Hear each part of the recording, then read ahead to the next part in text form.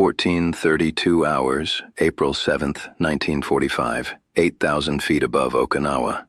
Captain Jack "Razor" Morrison felt his P-47 Thunderbolt shudder as another burst of flak tore through his starboard wing. Fuel streamed behind the aircraft like silver tears. His radio crackled with desperate calls from ground forces below. 200 Japanese tanks were massing for a final assault on American positions. Morrison was alone. His squadron had been shot to pieces during the morning's missions. 3 aircraft lost, 2 damaged, 1 limping home on fumes. His Thunderbolt carried 8 rockets and 600 rounds of .50 caliber ammunition, enough to stop maybe 12 tanks if his aim was perfect. The fuel gauge read nearly empty. 15 minutes of flight time remaining, maybe less, with the leak widening. Standard procedure demanded immediate return to base, but the tanks below weren't waiting for reinforcements. Morrison had grown up in Montana, son of a crop duster who'd taught him that aircraft were tools, not weapons. When Pearl Harbor happened, Morrison enlisted immediately, not for patriotism or glory, because he understood machines, and machines could be made to do impossible things if you understood their limits. His crew chief, Staff Sergeant Eddie "Grease" Martinez, had maintained P-47s for 3 years. Martinez understood the Thunderbolt's fuel system better than most pilots understood their own cockpits. The aircraft carried 370 gallons of fuel in multiple tanks. Main tank behind the engine, auxiliary tanks in the wings, reserve fuel scattered throughout the airframe. The system relied on gravity feed and fuel pumps to maintain flow to the engine. During normal flight, fuel moved from wing tanks to the main tank, then forward to the engine through metal lines that snaked through the aircraft's belly. But Martinez had discovered something during maintenance inspections. When the aircraft flew inverted, fuel distribution changed completely. Tank pickup points designed for positive G forces became liability in negative G situations. Fuel that pooled at tank bottoms during normal flight moved to what became the top during inverted flight. Reserve fuel, normally inaccessible due to tank geometry, suddenly became available. Martinez had mentioned this to Morrison 3 weeks ago during a routine maintenance check. Morrison had dismissed it as mechanical trivia. Now hanging inverted over Okinawa with fuel streaming from bullet holes, that trivia might save his life. The morning had started badly. Morrison's squadron, the 318th Fighter Squadron, had launched at dawn to support the ground offensive on Shuri Castle. 12 P-47s, loaded with rockets and ammunition, tasked with clearing Japanese strongpoints that had held up the advance for weeks. The Japanese had been waiting. Hidden anti-aircraft positions opened up as soon as the Thunderbolts entered their engagement envelope. Morrison watched Lieutenant Bobby Chen's aircraft take a direct hit from an 88mm gun. The P-47 disintegrated in midair, pieces tumbling toward the coral landscape below. Captain Mike Rodriguez tried to help Chen, diving through the flak barrage to confirm the kill. A burst of 40mm fire caught his engine. Rodriguez managed to nurse his aircraft back toward friendly lines before the engine seized completely. Morrison watched him belly land in a sugarcane field, then disappear under covering fire from Japanese infiltrators. By noon, Morrison's squadron had ceased to exist as a combat unit. 3 pilots dead, 4 wounded, 2 aircraft written off as total losses. Morrison flew alone because there was nobody left to fly with him. Below him, the Japanese armor spread across the landscape like a steel tide.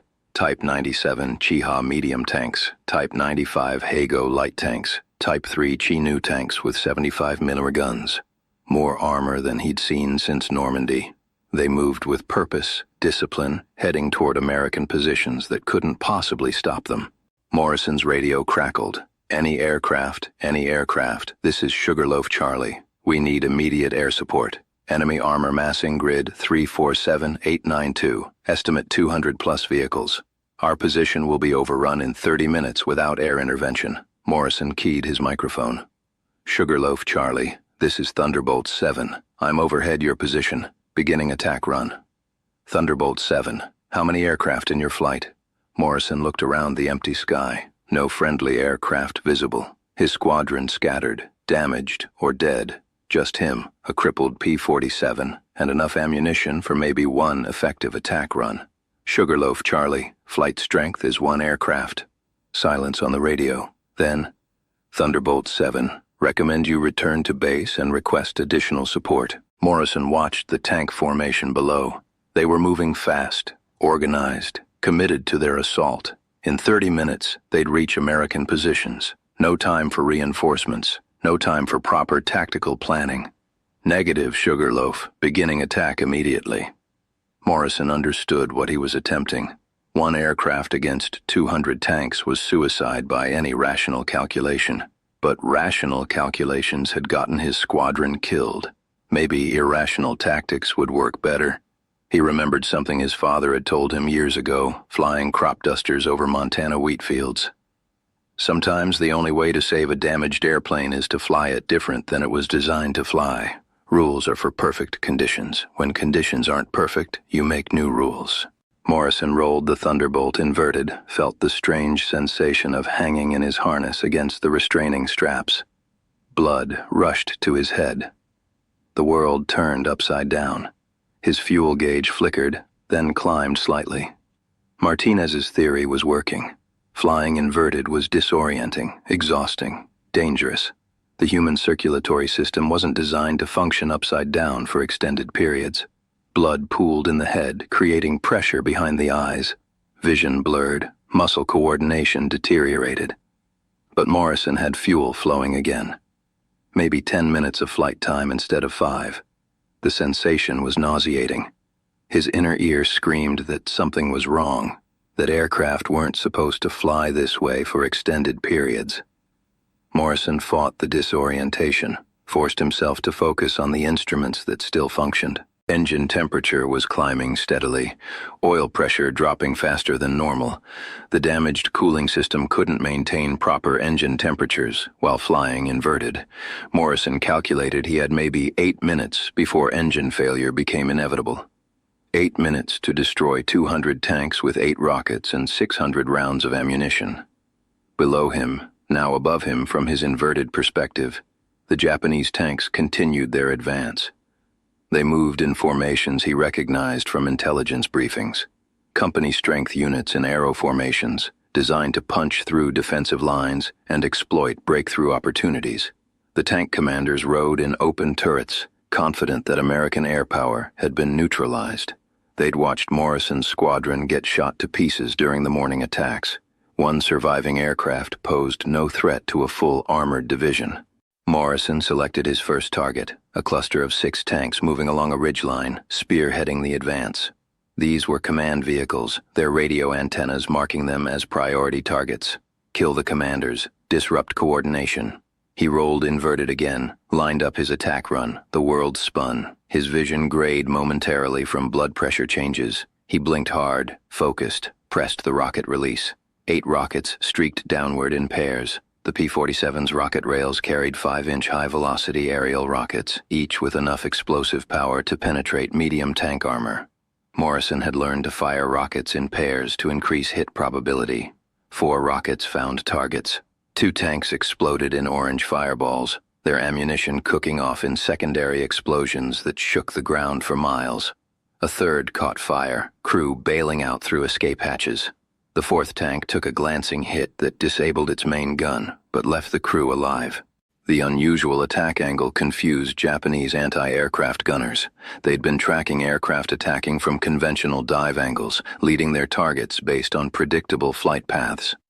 Morrison's inverted approach came from an unexpected vector, below their anticipated firing solutions. Anti-aircraft tracers streaked past Morrison's cockpit, but wide of their mark. The gunners were firing where they expected him to be, not where he actually was. Inverted flight created impossible ballistic solutions, but Morrison knew the confusion wouldn't last. Japanese tank crews were experienced, disciplined. They'd adapt quickly to his unconventional tactics. He had maybe 2 more attack runs before they figured out his flight pattern. He rolled upright briefly, checked his instruments. Fuel gauge still showed minimal reserves, but the flow was steady. Engine temperature climbing dangerously due to the damaged cooling system. Oil pressure dropping slowly, but consistently. The aircraft was dying around him, but dying slowly enough to stay in the fight. Morrison had learned to fly in crop dusters that barely stayed airborne. Aircraft held together with wire and determination, flying missions that pushed machines past their design limits. He'd learned that equipment would keep working long past specification if you understood how to coax performance from failing systems. The crop dusting experience had taught him something else. When you're flying low and slow over terrain, sometimes inverted flight offered better visibility and control. Inverted approaches could put you into spray patterns that were impossible with conventional flight attitudes. The tank column stretched for miles across the Okinawan countryside. Standard attack patterns would allow him to engage maybe 20 targets before fuel exhaustion forced withdrawal. But inverted flight offered advantages beyond fuel conservation. When flying inverted, the P-47's gun convergence pattern changed dramatically. The 650 caliber machine guns, normally aligned to concentrate fire at 300 yards, created a different dispersion pattern when the aircraft was upside down. Instead of a tight cluster designed for precision shooting, the rounds spread in a wider cone. For attacking concentrated armor, this was perfect. Morrison didn't need precision hits on individual tanks. He needed area saturation, maximum destruction across the formation. The P-47's guns were mounted in the wings, 3 per side. During normal flight, they converged at a preset range to create maximum damage concentration. But inverted, the convergence geometry reversed. The guns spread their fire in a cone that covered more area, but with less concentrated damage per target. Against lightly armored Japanese tanks, this was ideal. Morrison didn't need to penetrate heavy armor. He needed to hit fuel tanks, ammunition storage, engine compartments. Area effect was more valuable than precision. Morrison rolled inverted again, dove toward the tank column's center. His vision blurred from negative G-forces, but he held the dive. Blood pounded in his temples. The world tilted, spun, stabilized. At 2,000 feet, he opened fire. 6 streams of 50 caliber rounds walked through the Japanese formation like a deadly rake. Each gun fired armor-piercing incendiary rounds at 800 rounds per minute. The concentrated firepower turned the tank column into an inferno. Tank after tank erupted in flames. Ammunition exploded in cascading secondary detonations that created mushroom clouds of smoke and debris. Fuel tanks ruptured, spreading burning gasoline across the formation. The concentrated armor advance disintegrated into burning wreckage scattered across a quarter-mile of terrain. Morrison pulled out of the dive, rolled upright, his head pounded from blood pressure changes. His vision cleared slowly, revealing the devastation below. 37 tanks burned, their black smoke columns marking positions like funeral pyres. But the Japanese formation was larger than he'd initially estimated. More tanks emerged from concealed positions in tree lines and villages, moving to exploit gaps in their own formation. Morrison counted at least 150 vehicles still advancing toward American positions. His radio crackled with excited voices. Thunderbolt 7, this is Sugarloaf Charlie. Outstanding work. Enemy advance elements are retreating. Can you engage the main body? Morrison checked his fuel gauge. Nearly empty, but still flowing. His ammunition counter showed 400 rounds remaining. Enough for 1, maybe 2 more attack runs if he managed his firepower carefully. Engine temperature was in the red zone now. Oil pressure continued dropping. Morrison estimated 5 minutes of engine life remaining, maybe less if he continued the high-stress inverted flying. Sugarloaf Charlie, beginning second attack run. This time Morrison stayed inverted longer, using the unusual fuel flow to extend his time on station. The sensation was nauseating, disorienting. His inner ear struggled to process the conflicting signals. Up became down. The horizon spun like a compass needle. But the tactical advantages were obvious. Japanese gunners couldn't predict his attack vectors.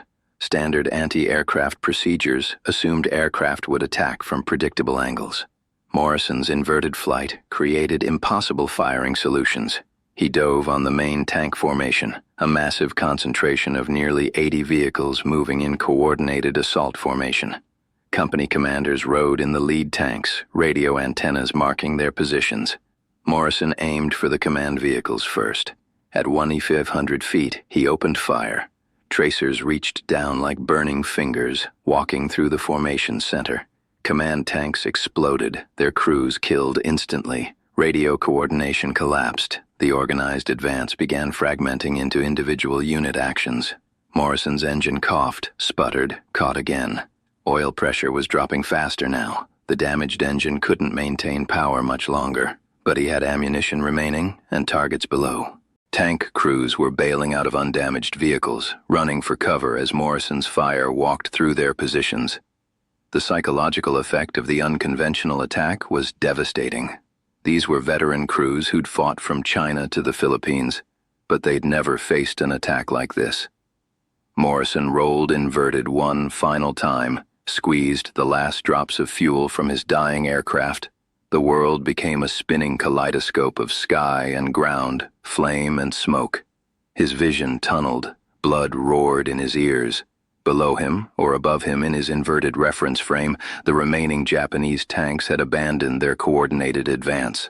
Some sought cover in small groves, others reversed direction, heading back toward their start positions. The formation was broken, scattered, demoralized. Morrison's engine seized completely. The massive Pratt & Whitney radial engine locked up with a grinding shriek of metal. The propeller windmilled uselessly as the Thunderbolt became a 7-ton glider. He had perhaps 3 minutes of gliding time before impact. Rolling upright for the final time, Morrison looked for somewhere to crash land. His instruments were dead, engines silent, hydraulics failing. The aircraft was a falling machine, held aloft only by aerodynamics and determination. 2 miles ahead, he could see American positions, foxholes and trenches scratched into Okinawan coral. Soldiers who were alive because 217 Japanese tanks would never reach their positions. Morrison dead-sticked the Thunderbolt into a rice paddy 300 yards from friendly lines. The aircraft pancaked hard, nose gear collapsing immediately. The massive radial engine buried itself in mud and water. Morrison's head snapped forward against his harness, stars exploding across his vision. When consciousness returned, American soldiers were dragging him from the wreckage. His head felt like it had been split with an axe. His vision doubled, then tripled, then slowly focused. 3 cracked ribs sent spikes of pain through his chest with every breath. Behind him, across miles of Okinawan landscape, smoke columns marked the graves of a Japanese armored division. The massive assault that would have broken American lines had been shattered by one pilot flying a crippled aircraft upside down. The technique Morrison improvised that day became known as inverted combat maneuvering. Tactical manuals incorporated his methods. Pilots learned that inverted flight could extend combat endurance and create attack vectors that confused enemy defenses.